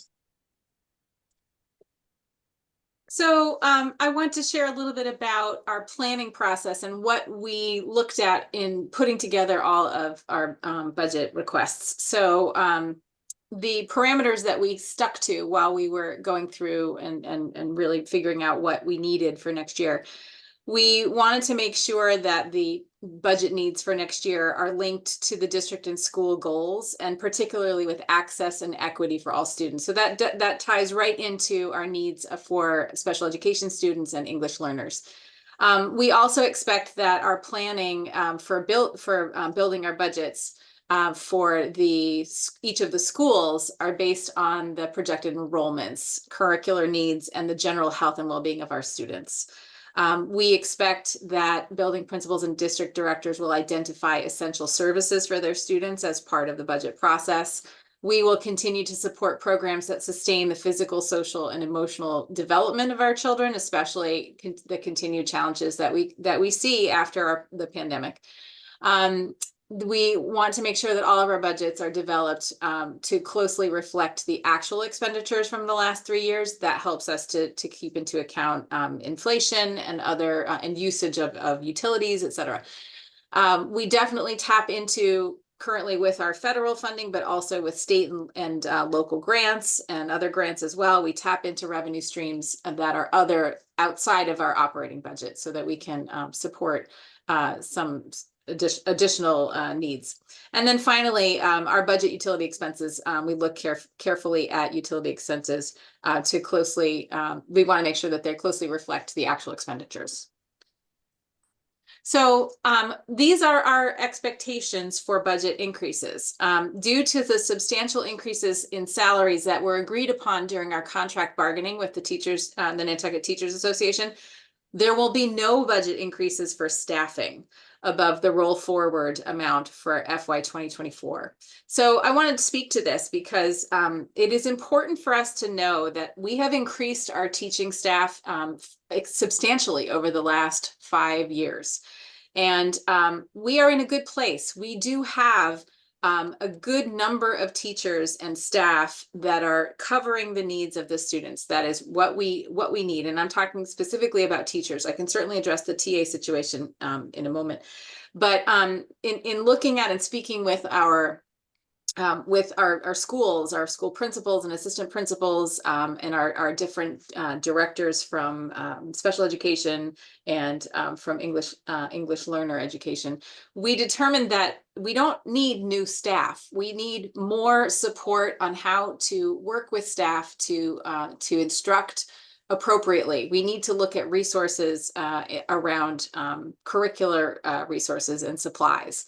So there will be a $400,000 increase,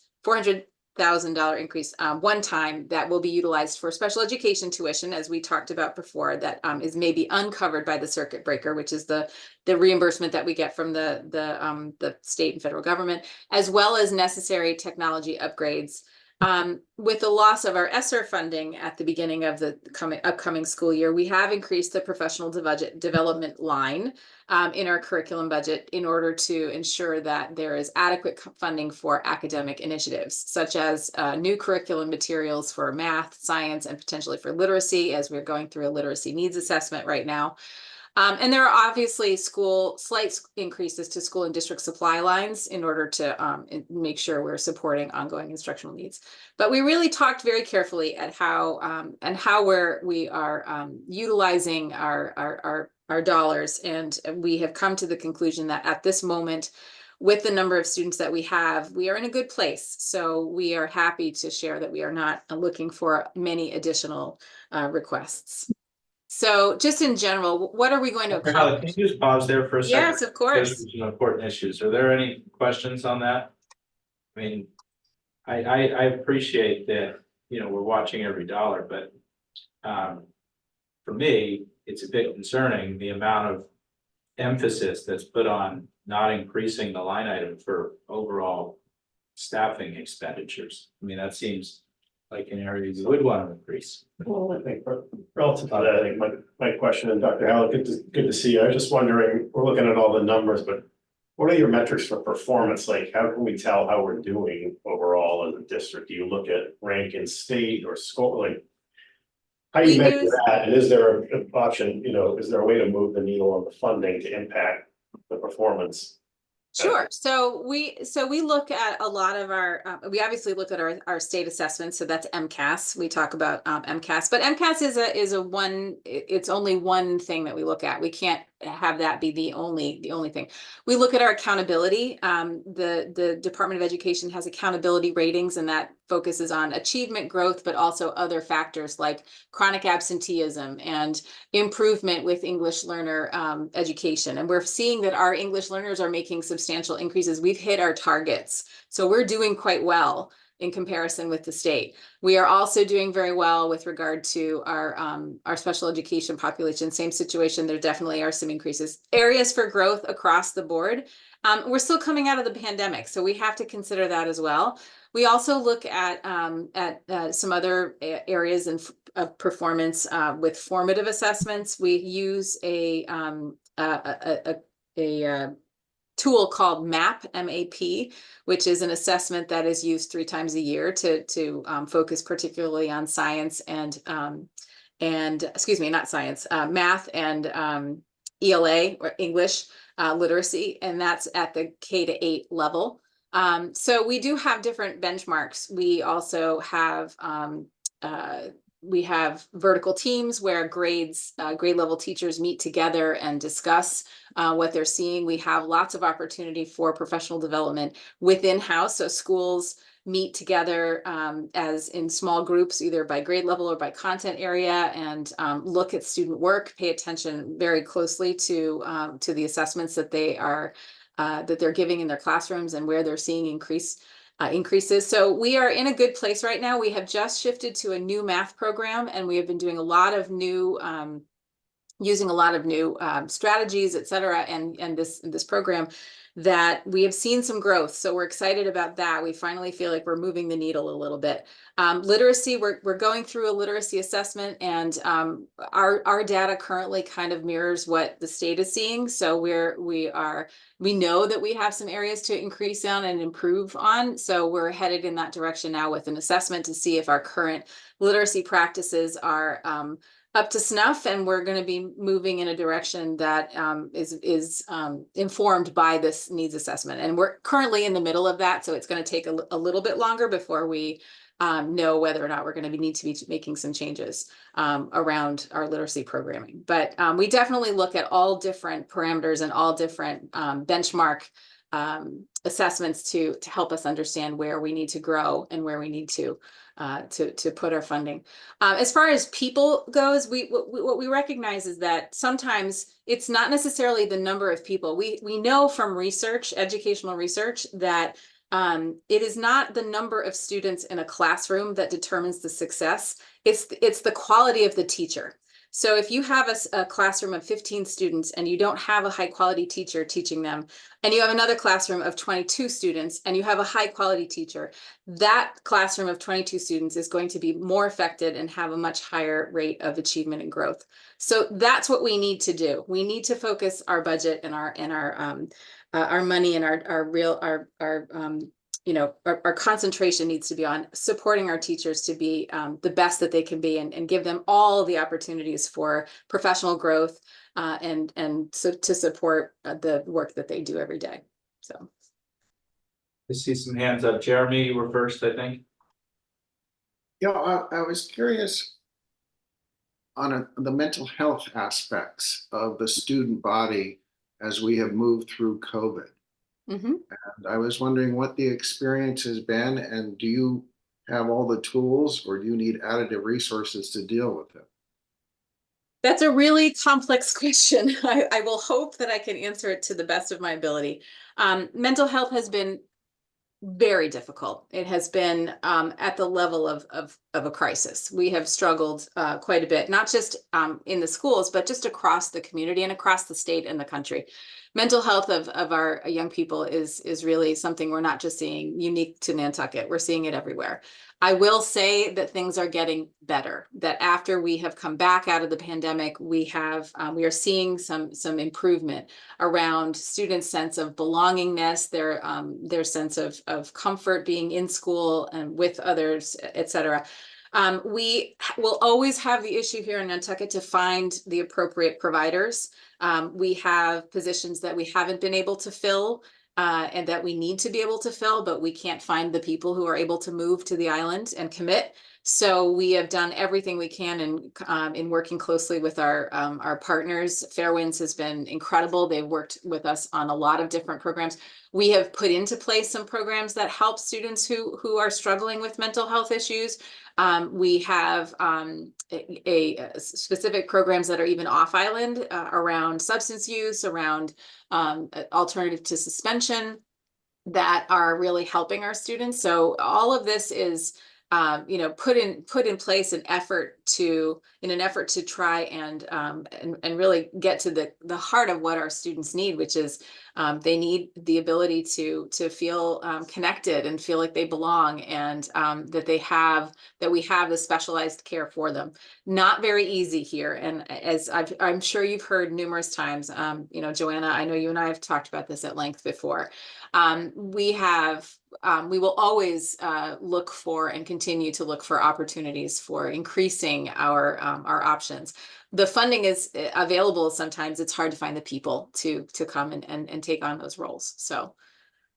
So just going back to the issue, if we have 1,700 kids and we've got, 400 or 500 are in high school, what percentage do you think one could be labeled as troubled or having mental health issues because we went through COVID?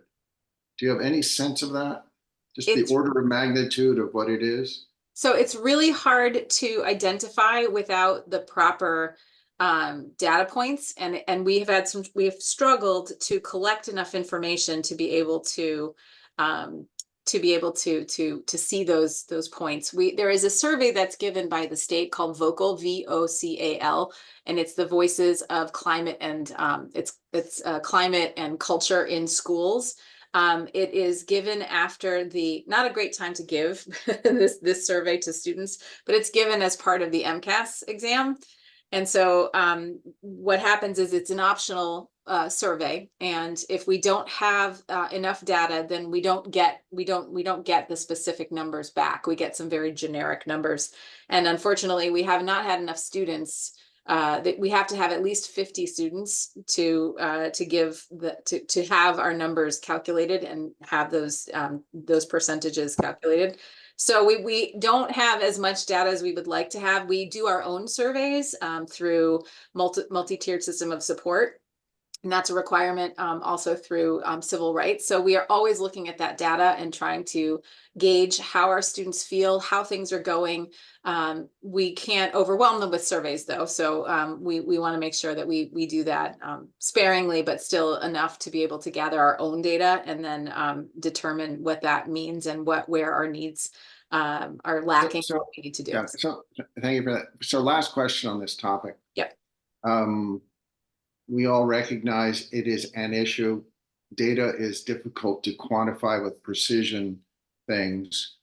What do you need that is not in your budget to help deal with this? With mental health? Yes. We need housing. I'm going to be honest. We need housing. If we can find housing for our staff, we will be able to fill those positions. We cannot find housing, and I'm trying not to go too far off of the presentation, but one of the other issues is year-round housing. When we ask teachers to come and stay for 10 months and then tell them that they have to leave and find something else for the summer months, that's not fair. It's really difficult to say you can only be a part of the community for 10 months out of the year, and then after that you got to figure it out and then come back to us in September. So I am such a strong proponent for finding more opportunities for year-round housing for our staff. It is really, really important. It is what's going to keep us afloat, and it's going to keep us able to retain people. Part of the problem in Nantucket is that we have a lot of turnover. And we have that turnover because we don't have the housing. So it's an age-old story at this point, but it is affecting us profoundly. So I'm going to say that. Thank you. Sure. So moving on to the next slide, I was just I can't see who has questions. no, Go ahead, please. It's Joanna. So I've got a couple things. One of which, Beth, I know that maybe 2 weeks ago, the WPI students had the survey. And it was unfortunate that didn't happen before their project was completed in the fall. But the town had the students who designed the survey, it went through CPS. We have those results. And in my understanding, and you can correct me if I'm wrong, is that it finally was in the high school. It was administered in high school homerooms or advisory, like 2 weeks ago? Mhm. So you are going to have data about Yes. about the health and wellness of the students. I mean, this is a really important piece to Jeremy's point. So that's what they did. Yeah, so that survey did. Ooh, what is that happening? So that survey did happen, and hopefully we'll get the results, I think, within the next month. But the other thing is that, you know, 2 or 3 points, I think. The sports part, right? Very, very critical, because it really is the only subsidized program for youth on the island to participate in. So that investment, I think, is critical, and it's great that we have a 70% participation rate. Number 2, I think that when we start to talk about these staffing issues, I 100% agree with you that housing is the number one issue. The thing that I'm really concerned about, 2 parts, is that I want to know how many teachers that you're hiring, the new teachers, only stay 1 year, right? If they're only staying 1 or 2 years, I really feel like that's an issue for our school district. And then this thing about the TAs, right? If you have classes, if you have kids in special education whose IEP plans mandate that they're in classes that has a TA in them, I know from my own experience that 4 of the classes that are supposed to have TAs in them, only 2 of them do. So we're not meeting the standards of the state IEPs in many cases. And I am super concerned about this. And to Jeremy's point, and I know the finance committee has asked this many times, ask for more money. Like, how can we help solve these problems? We can't have kids going through the school system whose IEPs are not being met. I completely agree with you. I will say though, and I'm not sure if Deb Gately is on. I can't see my screen, so I won't be able to call on her if she's available, and can certainly speak to compliance. I know that she's done a pretty remarkable job about making sure that IEP expectations with TAs, that they're covered. A lot of this starts at this beginning of the school year, and then we do find that we do receive more applications for TAs as the summer season kind of wanes, and around October 1st, we start to fill our positions. We currently have, if I'm not mistaken, I think we have 4 TA positions that are still not filled. So we are, I believe, pretty much in full compliance, I would say. And again, I'm not sure if Deb is available to speak to that. But certainly I understand the importance of that, and that's really a key point. We can't be out of compliance, and I understand that. We are currently going through negotiations with our TAs, and I'm happy to say we're coming towards the end of it, and I think we are very close to finishing up, and I think it will be a very beneficial contract for them, and so we may see some improvement there, and people wanting to do it. It's a difficult job. It's a difficult job with limitations, but we are so thankful for our TAs, and we know how important they are. We also need to look carefully at how we look at IEPs and what we are requesting of our TAs, and do we really need to have as many TAs? Do we need to rearrange and look carefully at how our TAs are utilized within the classroom? So all of that comes into play, but compliance is the number one issue. We have to make sure that all IEPs are covered by TAs. And yes, we struggled at the beginning of the year. So, I know that there are classes that don't have TAs that should have them. But what I also say is Pauline has just chimed in and said that survey has not yet been administered. It's scheduled for next week. So I really urge you to make sure that the survey gets into the classrooms and we get this data, because I think it will help you with your budget, and it will help. Joanna, please. Yes, Dr. Hallett said that this internal survey work is ongoing, and that this will continue. This really isn't germane to the budget discussion we're having right now. Okay. Thank you. So I'm on our final slide. This is just what we want to accomplish with the budget. We want to maintain our efforts to close gaps in academic learning and address the social and emotional needs of our students.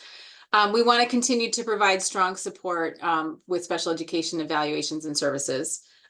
We want to sustain high quality professional development for educators across the district, with a continued focus on math and science and an introductory focus on literacy needs, which I did talk about earlier. And finally, we want to make sure we're promoting high leverage instruction for our growing English learner population through improving our sheltered English instruction practices for mainstream teachers and in general. So I thank you for your time tonight, and I'm happy to answer any other questions. And if it's okay, I'm going to close out my screen. Yeah, please, thank you. Thank you for the presentation. Thank you very much. Thank you, Martin. Chris, go ahead. Just a quick question. I think if I read it correctly, the capital program committee this year had a negative recommendation on the $750 we've been putting aside kind of year after year for, I think we were putting it aside to create a fund for facilities or fields. Yeah, sure. And I don't know if you had a comment, or Brian, or maybe someone from the capital program committee on the changing strategy there. Well, it seemed like this year of all years, we would have kept that up, but I'm just curious as to kind of where that stands and where we're going with it. Martin can answer that. Thanks. I don't believe it was a negative recommendation. There were a lot of questions regarding this, and this was a placeholder that allows us to continue a study. But we felt that this wasn't the year to do that. We have other projects, and this is once we're ready.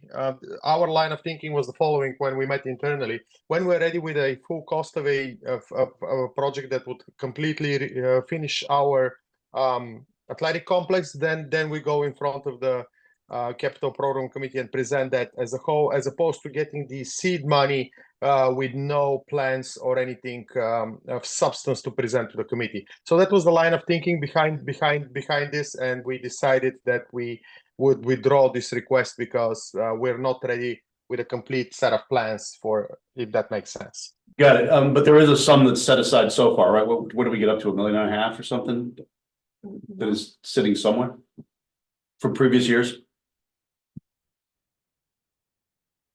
I muted myself.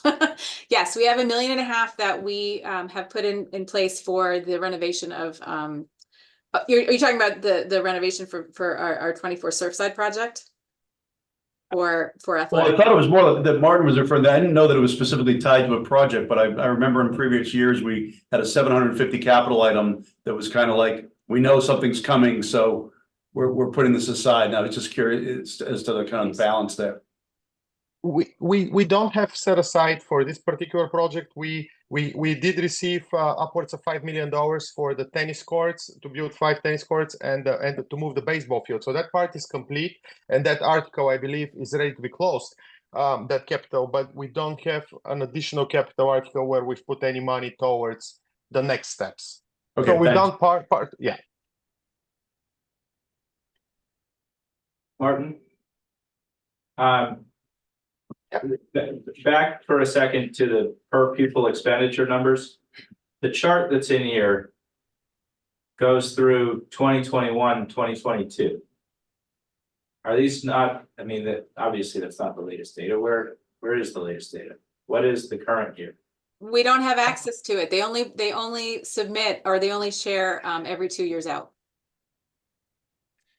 That's the latest. That's official data available, and they would have, like I said, the 22-23 would be presented as part Next of the FY26 budget. So they're a little behind.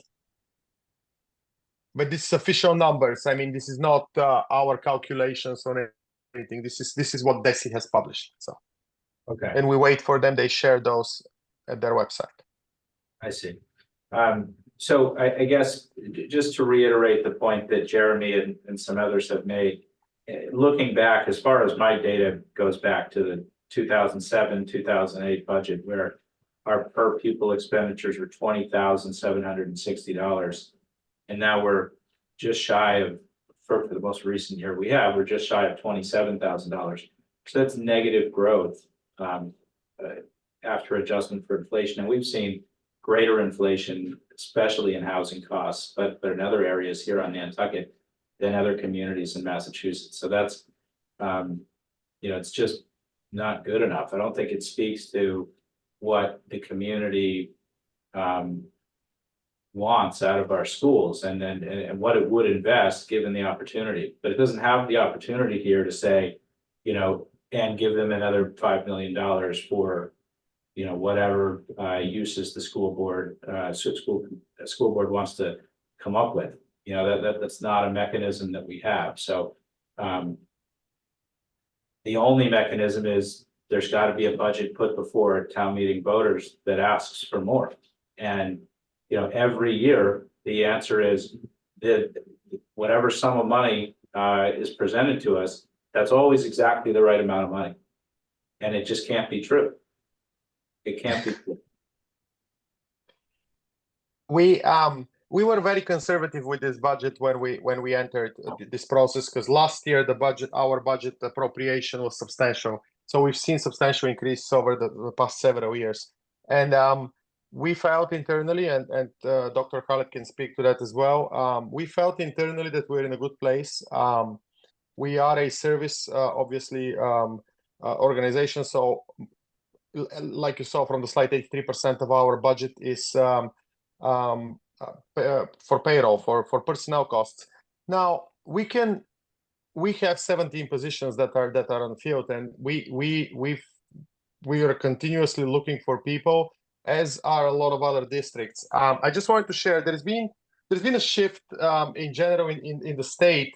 A lot of when I mentioned the increase, for instance, I'm going to just give you an example. When I mentioned the increase in residential tuitions, those residential schools, by increasing their tuitions, they increase their budgets and they can hire more. So a lot of residential schools are pulling professionals that would be available to be sped teachers or therapists or deal with any of the needs that we might experience as a district. So we're competing not just with other schools in the district, we are competing with residential schools that have more financial power, I guess, in line with all the increase in tuition costs. So it's challenging. It's a challenging environment for hiring in Massachusetts and in general.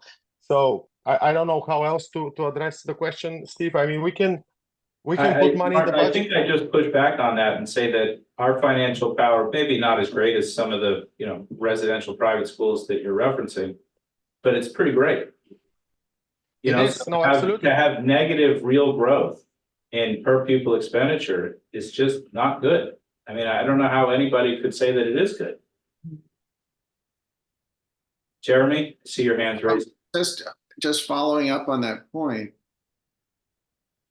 maybe you guys in the school could think about, if you had more money, what would be the different product that you could deliver?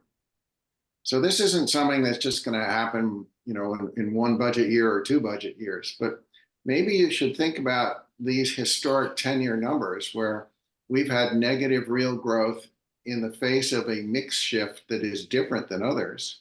And while we have unique constraints, if you had, the same amount of money inflation adjusted that you did a decade ago, adjusted for the mix shift, what would be the product that you could deliver?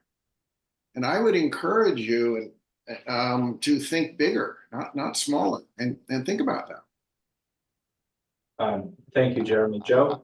I gotta believe that housing is a problem, and that housing, absolutely, that if there's all kinds of wonderful things you could do if you had houses for people to live in that are teach. And I think we're spending a lot of time on something that I don't know what the solution is, and if somebody else does, they're much smarter than I am. Well, we're not going to get to the solution by not discussing it, and this is usually the one opportunity that this committee has to discuss the school budget. So yeah, we're 6 minutes over time, and I'm going to indulge anybody else who has questions before we go. Probably just be a few more minutes, but it's worth it. I would just echo what was being said. If we believe, and there is an ongoing initiative separately through the Nantucket Education Trust, that if we had access to more affordable housing, we would be able to recruit much better. That's all I can say. We've gone this year through interviews for high-level positions, if I can call them that, and we've had people come back to us and literally say that looking at the real estate market, they cannot maintain their lifestyle that they're accustomed to off island, So they'll have to respectfully decline, even though we know what they're making and we're offering a substantial amount over that. And we're still not seeing traction with, even, I'm talking about executive positions, I'm talking about at the very high step and column in the teacher's contract. So that's been my experience, but I would leave to Superintendent Hallett to discuss further. No, that's exactly the case. And it goes back to retention. Every time we have new teachers, we have learning. There's a lot of learning that teachers need to go through to understand our district, to understand our students. And even if they are highly qualified teachers and have been teaching in another district for 25 years and then come to us. But the turnover is what can really hurt us as well. And so we don't have the ability to retain teachers like other districts do based on the fact that island life is not easy and the housing is an issue. So even if we had, and as Martin said, we have 17 unfilled positions, where we have lots of people, and our class sizes are absolutely manageable, and the abilities that we have to support our students are in place. We just can't get the people to stay and come to us and stay. And that is a real struggle. And many of those positions that are open are in the field of social, emotional, and mental health. And that's the problem. Peter? We can talk all we want, that this group is not gonna be solving the housing problem. It's much bigger than our pay grade. But you're right, it's not only here, it's everywhere on the island. But aren't there, I mean, do you have the state-of-the-art laboratories? Do you have electronics that are what's being used in the finest private schools? I mean, are there things that you're missing in the school? Forget the housing and forget the fact that you have 17 open positions, that we can enhance the product so students would be even more engaged in what we offer. Our technology is up to date. It is definitely, we do use as best we can the highest quality materials, technology materials, et cetera. Things change pretty quickly, which means you spend millions of dollars on one type of equipment and in 3 years it's obsolete. So it's a constant battle of keeping up with the technology.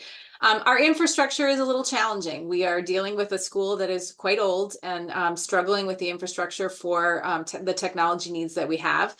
So we need to start talking about constructing schools that are going to serve our students and making renovations to schools or building new schools that are going to serve our students going forward. And that is another discussion for another day and another evening, but it is coming up soon. And so I will just put that seed out there. We are going to need some opportunities to discuss potentially a new school that has a higher quality laboratories, science and STEM areas, different systems that are available, higher technology opportunities. We're going to have to talk about that. It's coming. So This is on the high school level you're talking? Middle and high school in particular, Middle and but high our elementary school is also going to need a redesign as well. No, thank you. It's a high quality problem when we're asking you to spend more money and we can't figure out how to spend it. But you're trying your best, I see. Thank you. Further questions from the committee? No. Dr. Hallett, thank you. Thank you very much. Martin, thank you. Is there anybody else? Thank you very much. I can't see any hands. Is there anybody else on Zoom who wanted to say anything? Members of the public? No. I know you guys usually come in numbers here, so there's probably a lot of people attending. Thank you all. Should I make a motion? All right, I think that concludes our discussion. Thank you very much. Good Thank night. you. Good night. Thank you. Good night. We have already let David Gray know that we wouldn't get to him tonight, so we're skipping over item 8. Day of the next meeting, Monday, February 12th, 4 p.m. Doesn't say location, but I imagine we're Zoom and here, but double check that because I don't know for sure. That's correct. Thank you. Any other business? Seeing none, I'll ask for a motion to adjourn. So moved. Thank you. Roll call. Jeremy, Aye. Joe, Joanna, Denise, Aye. Jill, Aye. Chris. Aye. Rob. Aye. Peter. Aye. Aye, so moved. Thank you. Denise, back to you. No, Stephen, you did great. I think we're just gonna Hold on. start a new trend here. Yeah, good job, Steven.